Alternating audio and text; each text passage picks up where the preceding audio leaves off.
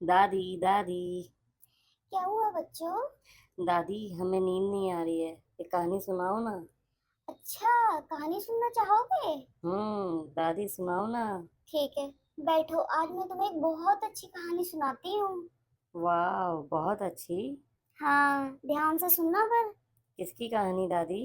एक चूहा और एक साधु की कहानी। वाह। ठीक है, सुनो, सुनाओ ध्यान से सुनाओ। सुनो। गंगा नदी के किनारे एक साधु रहते थे। वे न केवल विद्वान थे, बल्कि उनके पास कुछ जादुई शक्तियां भी थीं। एक दिन वे ध्यान में मग्न थे, तभी बाज की चोंच से एक चुहिया आकर गिर पड़ी उनके पास। उसकी छोटी सी पूंछ व काली चमकीली आंखें थीं। उन्हें वह बहुत अच्छी लगी। फिर वो उसे घर ले जाने लगे। लेकिन घर ले जाने से पहले उन्होंने उस चुहिया को अपने जादुई मंत्रों से एक लड़की में बदल दिया।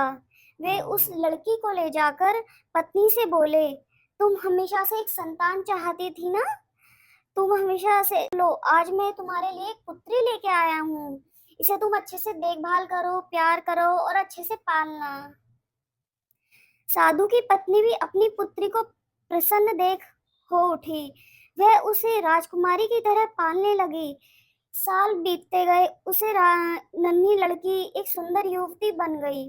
जब वह 18 वर्ष की हुई, तो साधु व उसकी पत्नी उसके लिए वर तराशने लगे। साधु ने कहा, मेरी बिटिया का विवाह ऐसे व्यक्ति से होना चाहिए जो सबसे बड़ा हो। मेरे हिसाब से सूर्य ठीक रहेगा। पत्नी ने भी हामी भर दी। उन्होंने जादुई मंत्रों से प्रयोग से सूर्य को नीचे बुला लिया। उन्होंने उस पुत्री से विवाह करने को कहा, पर पुत्री ने पहले ही ना कर दी। वह बोली, पिताजी, यह तो बहुत गर्म है। मैं उससे विवाह करूंगी जो इससे भी बेहतर हो। इससे भी बेहतर दादी? हाँ, जो इससे भी बेहतर हो। सूर्य से बेहतर और क्या हो सकता है दादी? बताती हूँ अभी। इस बात पे साधु निराश हो गए। उन्होंने सूर्य से कहा कि वे ही कोई वर सुझाएं। सूर्य ने कहा, बादलों के देवताओं से बड़ा कौन होगा? उनमें तो मेरी किरणों की रोकने की भी शक्ति है। साधु ने बादलों को नीचे बुलाया।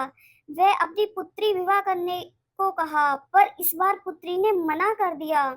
वह बोली, ये तो कितना बदसूरत है, मैं इससे विवाह नहीं करूंगी। साधु ने बादलों के देवता से कहा कि वह कोई अच्छा वर सुझा दें। वे बोले, पवन देवता ठीक रहेंगे। वे तो मुझे भी अपनी फूंक से उड़ा देते हैं। साधु ने पवन देवता को बुलाकर अपनी पुत्री से विवाह करने को कहा। पुत्री ने फिर इनकार कर दिया। वह बोली, मैं इससे शादी नहीं करूंगी। ये तो कहीं टिकते ही नहीं है, हमेशा वहां वहां भागते रहते हैं। साधु ने पवन देव से पूछा, क्या मेरी पुत्री के लिए ऐसा वर हो सकता है जो आपसे भी बेहतर हो? पवन देव से बेहतर?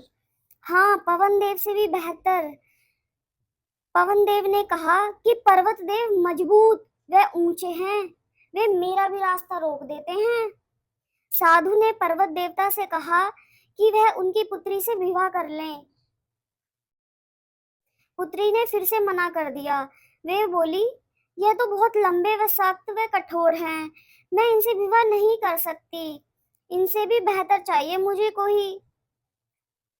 पर्वत से भी बेहतर दादी? हाँ, पर्वत से भी बेहतर। अब आगे सुनो। पर्वत देवता ने चूही का नाम सुझाया। वे बोले, माना मैं काफी सख्त, मजबूत व ऊंचा हूँ, पर चूहे मुझ में भी आसानी से बिल बना सकते हैं। साधु ने चूहे को बुलाया। उसे देखते ही उसकी पुत्री खुशी से उछल पड़ी। हाँ पिताजी, हाँ, यह तो वह है जिससे मैं शादी करना चाहती थी। साधु ने अपने मन ही मन सोचा, इसे ही किस्मत कहते हैं। यह एक चूहिया थी और चूहिया से विवाह करना ही इसके भाग्य में लिखा है। उन्होंने जादुई मंत्रों के प्रभाव से पुत्री को फिर से चूहिया बना दिया। चूहा व चूहिया विवाह करके खुश रहने लगे। अब आप बताओ बच्चों, इस कहानी से आपको क्या शिक्षा मिलती है? मैं बताऊं दादी, मैं बताऊं? हाँ, तुम बताओ। इस कहानी से हमें ये शिक्षा मिलती है कि इंसान को कितना भी कुछ दे दिया जाए, पर वो अपने मूल स्वभाव को नहीं बदलता।